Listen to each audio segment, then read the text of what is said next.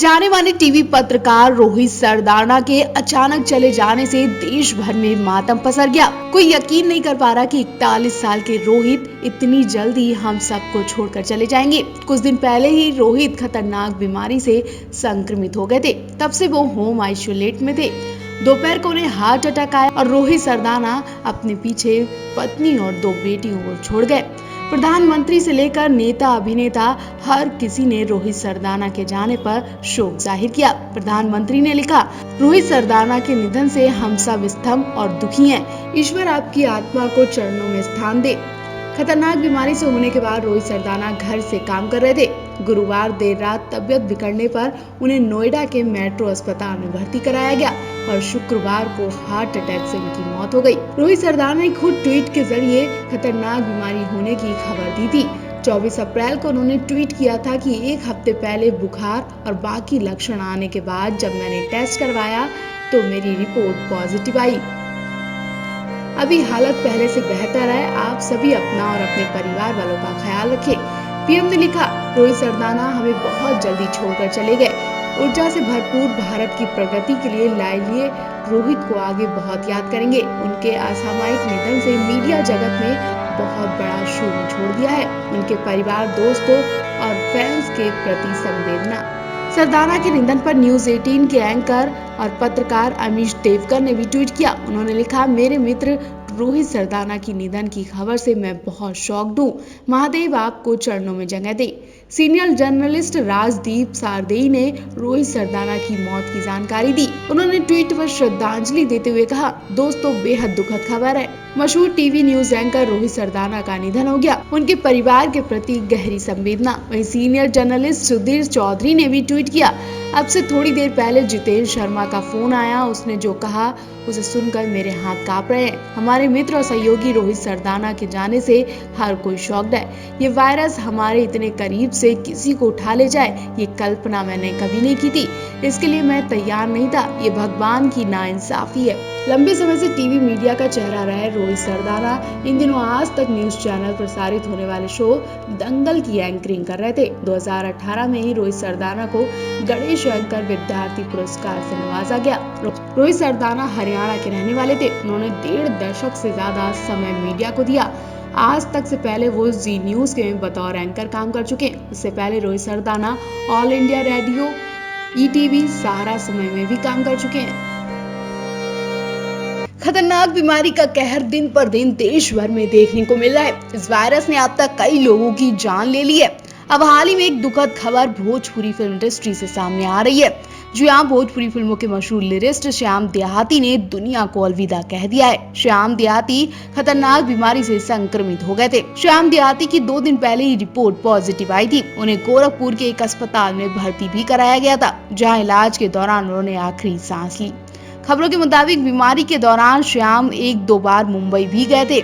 श्याम के ऐसे जाने से भोजपुरी इंडस्ट्री में भी दुख की लहर दौड़ गई है। खेसारी लाल यादव, पवन सिंह, अंजना सिंह जैसे सितारों ने उनके जाने पर दुख व्यक्त किया है।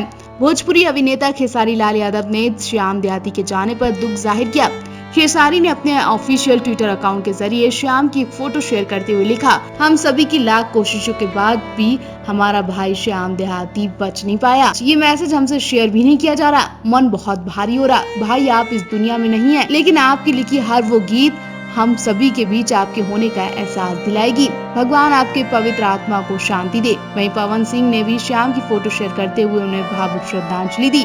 बता दें, श्याम देहाती ने कई दिग्गज भोजपुरी कलाकार जैसे खेसारी लाल यादव, काजल राघवानी, दिनेश लाल यादव, रानी चटर्जी, प्रदीप पांडे, चिंटू, पवन सिंह जैसे कलाकारों की फिल्मों के गाने लिखे हैं। उन्होंने अपने करियर की शुरुआत निरुआ की फिल्म निरुआ रिक्शे वाले के गीत से की थी।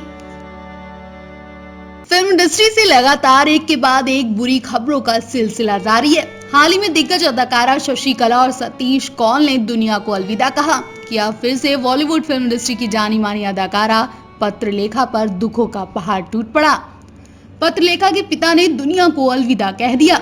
अदाकारा पत्रलेखा ने इंस्टाग्राम के माध्यम से लोगों को इस बात की जानकारी दी। पत्रलेखा ने इंस्टाग्राम पर लिखा कि वो पिता के गुजरने के बाद दुखी भी हैं और बहुत ज्यादा गुस्से में भी हैं।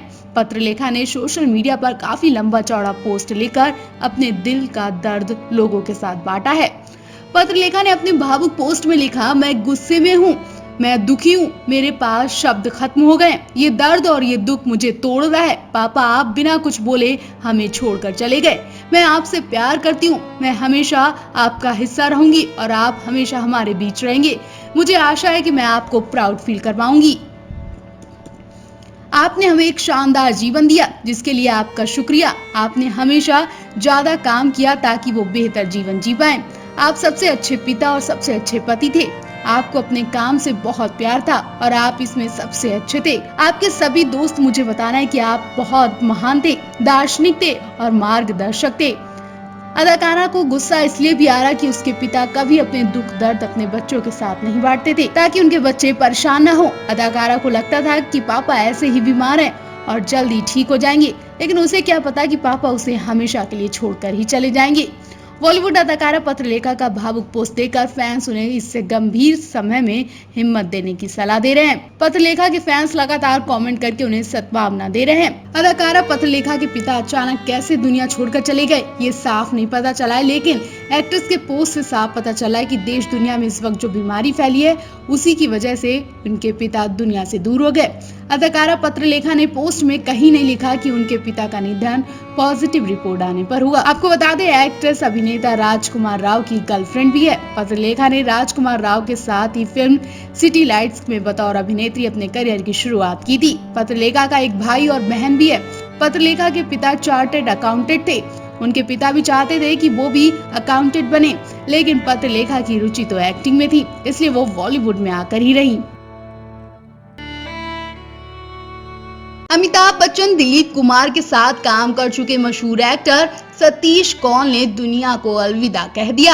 जैसा कि आप जानते हैं कि इस वक्त पूरा देश खतरनाक बीमारी को लेकर परेशान है और इस बीमारी की चपेट में सतीश आ चुके हैं जिन्हें बचाना मुश्किल हो गया। हालांकि सतीश पहले से ही बीमार थे, काफी वक्त से उनका इलाज चल रहा था, लेकिन आखिरी वक्त पर इस बीमारी ने उन्हें एक झटके में छीन लिया। अशोक पंडित ने सोशल मीडिया पर ट्वीट करते हुए उन्हें श्रद्धांजलि दी। उन्होंने लिखा, हिंदी और पंजाबी फिल्मों के मशहूर अभिनेता सतीश कौल की खबर जानकर बहुत दुख हुआ।